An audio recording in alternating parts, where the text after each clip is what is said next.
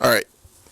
By popular demand, I'm going to stop being lazy and I'm starting the tournament wrap ups back up. Last tournament I went to was December plus two on block, better known as A Town Tidings. Some people called it ATL Tidings because they have no clue what the heck's going on, but it was plus two on block.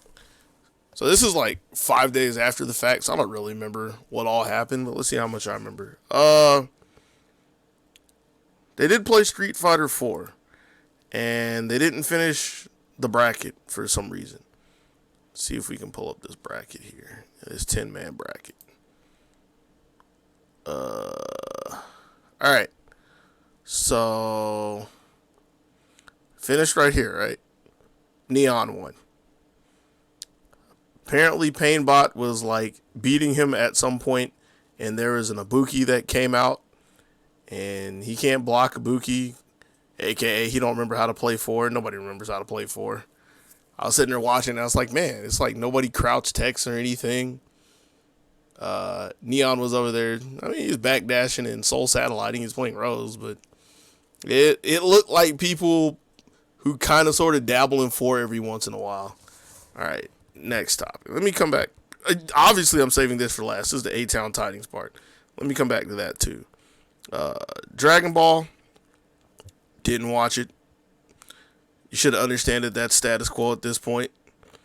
I guess I should have stopped at the last one. This top 3 is everything I expect. Jazz was there. He's probably going to win. Scrott's there. He's like the contest. And this Ed Gone Bad Supreme guy. Apparently he's number 3. I can't even tell you who he is. Like, I need to actually pay attention to that next time. But this is pretty much the 1, 2, 3 finish of all Dragon Ball that happens in the state. Moving on. Under Night. Alright.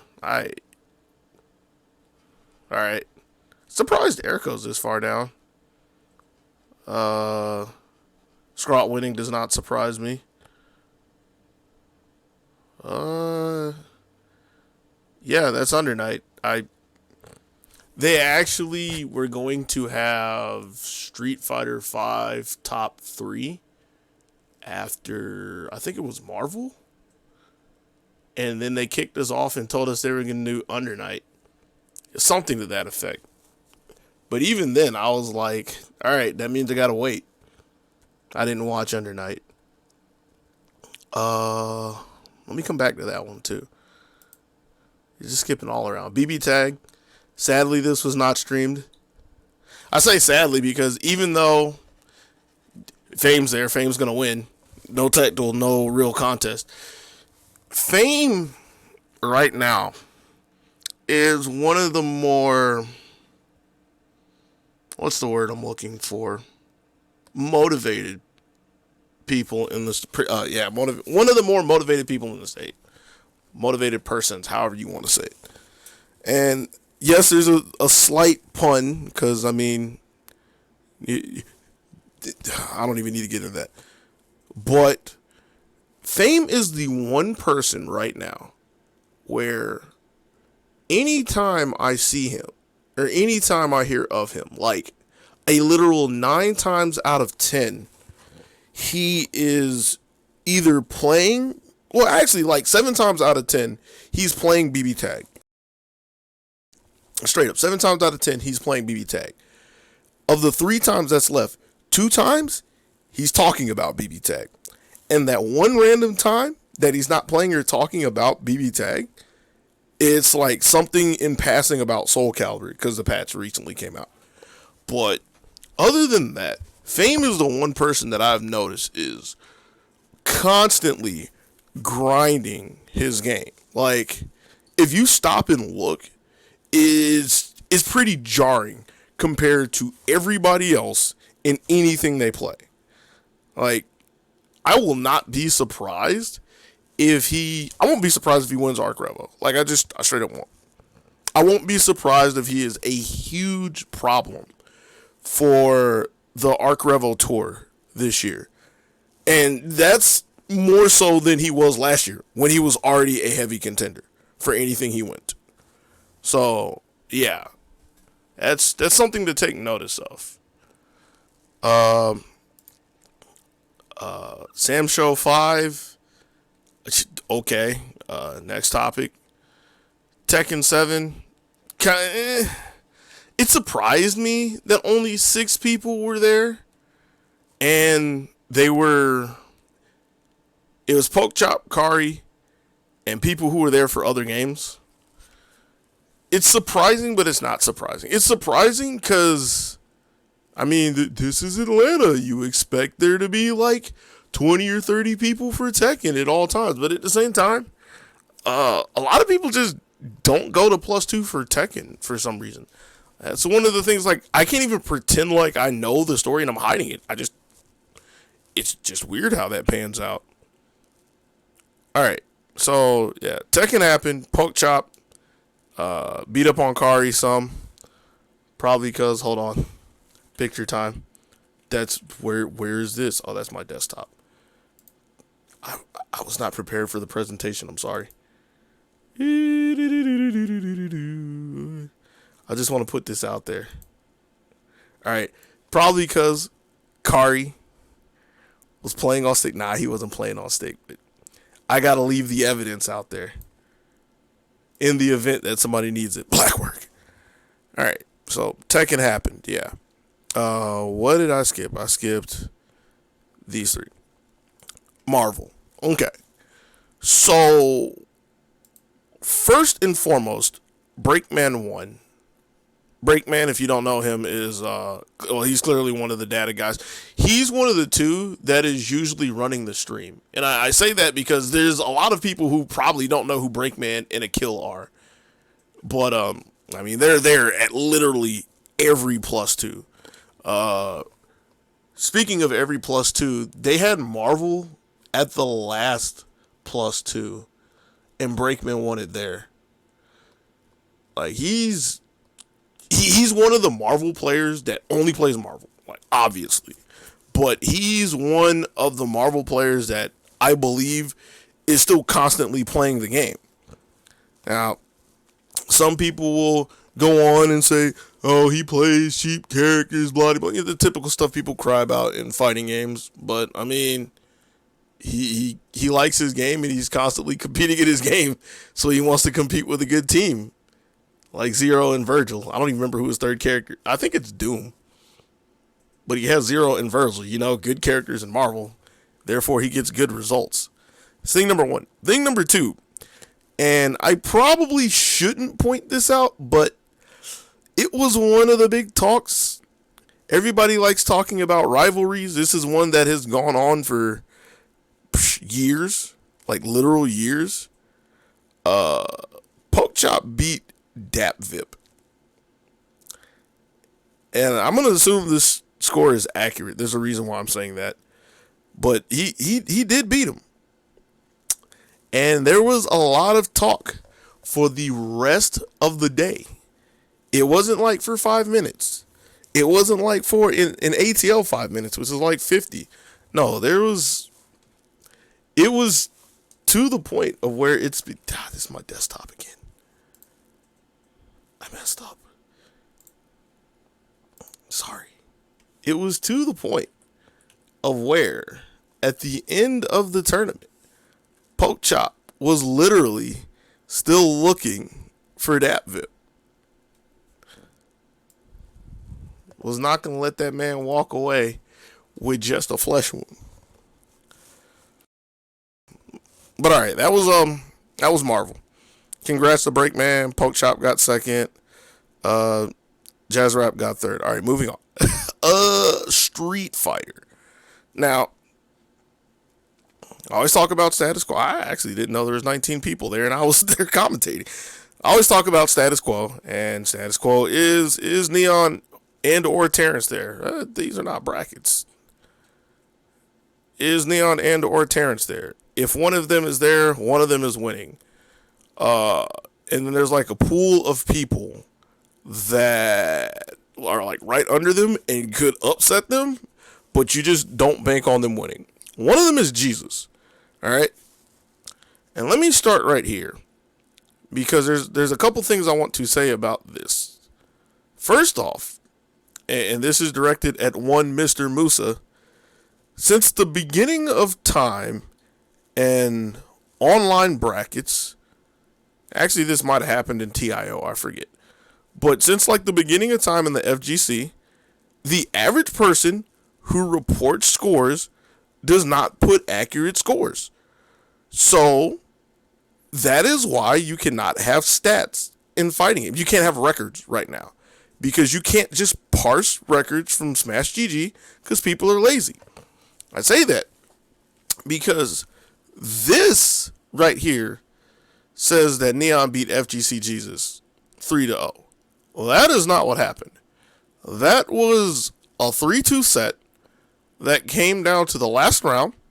That came down to Jesus having pretty solid control of the last round, and then was just off the mark and on his offense. I was thinking if it was like neutral offense somewhere. I mean, this wasn't on stream, so I can't like go look at the tape or anything. But it was a scenario where he was in control.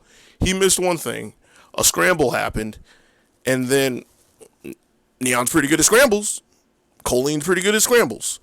But the key thing to take away from this is that this is another scenario where Jesus was pretty close. He was like right there. Which is why going into grand finals, Jesus was pretty close. He was right there. These were two pretty good sets by my books. I mean, they weren't like pristine, what people are going to be looking at this weekend at Capcom Cup Finals. It wasn't that polished, but they were still like pretty good sample matches of Colleen versus Fang. Well, it was pretty entertaining to watch. And the thing that was almost criminal about this was the fact that this was going on during Marvel Finals, so most people didn't even look at it. Like, most people were literally looking over this Winners Finals match to look at Marvel, and they were crying about Marvel. Like people always do. It's weird. It's weird. All right. So after that was the A-Town Tidings stuff. They had, I'll save that for later. They had an ugly sweater contest. I'll save that for later. And they had White Elephant. White Elephant is the thing where like everybody who's participating brings a present. They don't put names on it.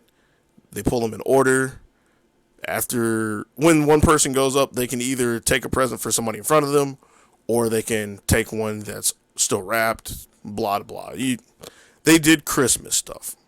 And then after the Christmas stuff was the SNK sponsored Samurai Showdown 2019, not the 5 special. Nobody cared about that. Sorry, Hime Cut. Sorry, Tank. There were numbers here for Samurai Showdown. But even with the numbers there for Samurai Showdown, it was the same damn thing. It was actually just, for all intents and purposes, not literally, the same damn thing. Can I break this down to top 8? No, I can't break this down to top 8. Alright. So, top 8 was Paintbot Rizzo, Asuno, Negaman, who was from Alabama. I messed up and said Carolina because he was not Georgia. That's how I had it in my mind, but he's technically part of the United States of Georgia now as Ordinance of Paintbot. And then the rest of the top 8 was Risky Sweep and Nexonitis. This was played off stream, and it was played off stream by mistake. By mistake of a TO or a bracket runner. I'm not saying who, just like he was too caught up in the moments. Like, yo, go play that Sam show. They were like, let's go play some Sam show.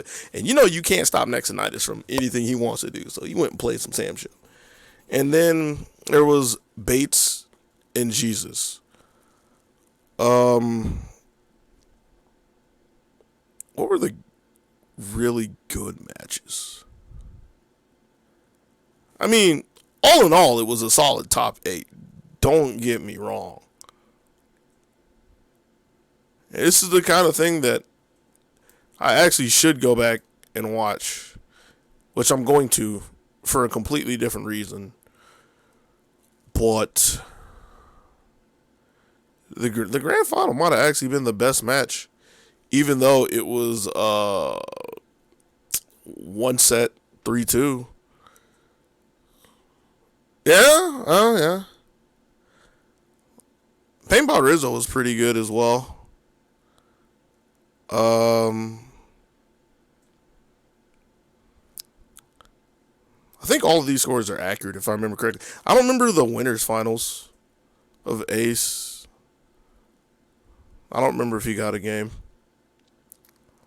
I remember Jesus never really got to play his game. Like, I remember talking a good bit about that.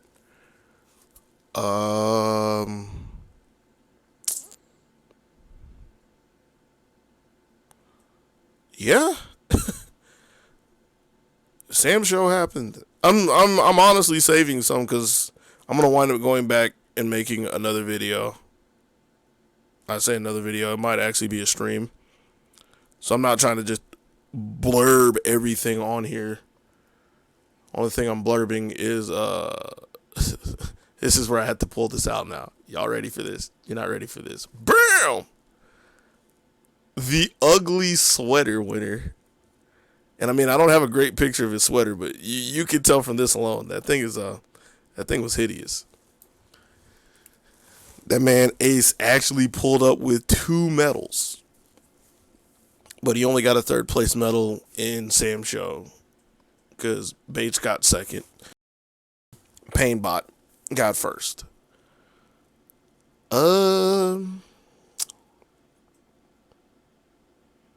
Yeah, that's really all I wanted to say about this. Again, this was like just done completely off the cuff, many days after the fact, without going and looking back at anything yet. Not like I usually look back at stuff. I need to do it more.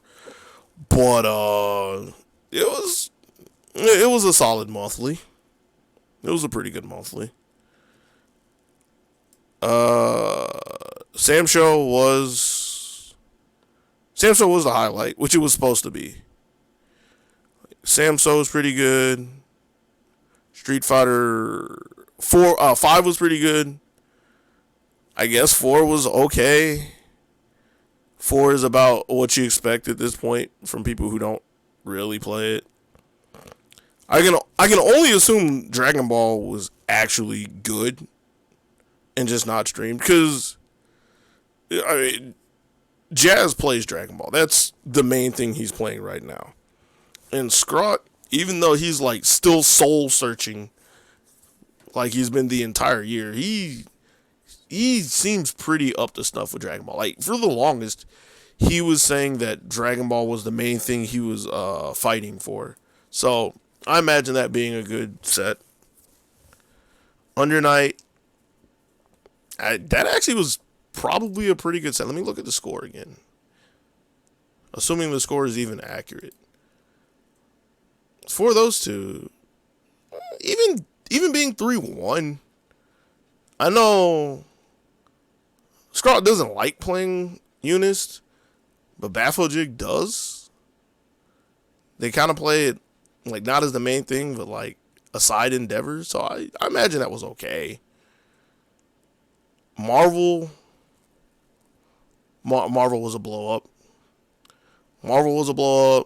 BB Tag, I didn't even see it, but again, I'll show you 1 and 2, and I'll tell you two ain't really trying to play the game right now.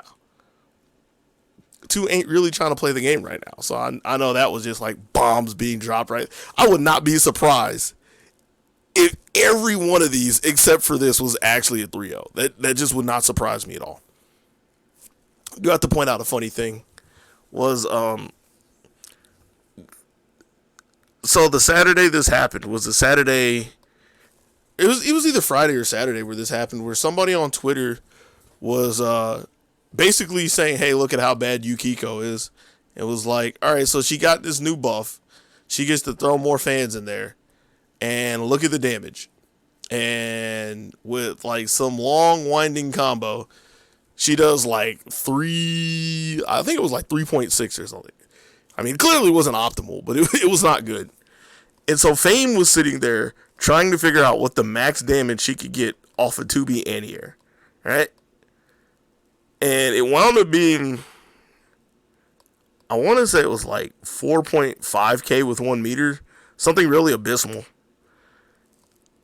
The meme, if you haven't seen it, is like, without any meter, Yukiko gets like 3.5k, and then somebody switches to Mitsuru and does like 2BB, the auto combo, and gets 3.6.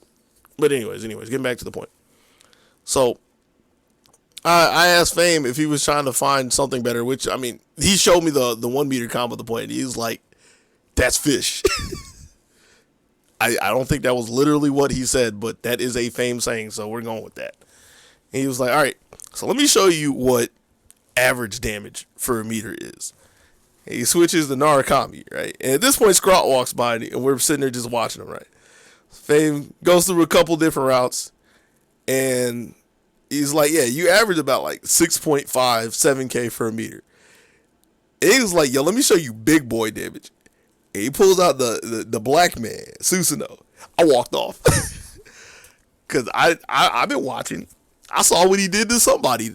He hit somebody with an anti-air. I don't know what button it is. I still need to look at the new characters. But he hit somebody with like some anti-air normal with Susanoo. No meter. That man did 10k. I just shook my head. But nah, that was a funny little moment. Yeah, BB tag. Yeah, bombs were dropped. 5 special. I forget what they call this. 5 SP, something like that. I mean, I guess the matches were close.